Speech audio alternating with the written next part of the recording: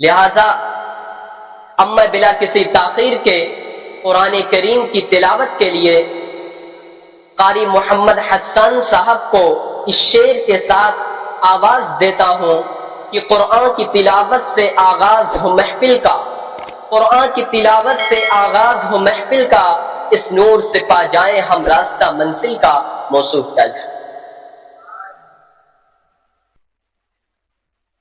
अऊज़ु बिल्लाहि मिनश शैतानिर रजीम।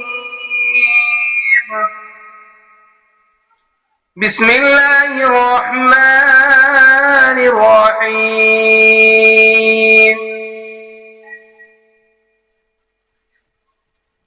वत्तीनि वज़्ज़ैतून वतूरि सीनीन वहाज़ल बलदिल अमीन।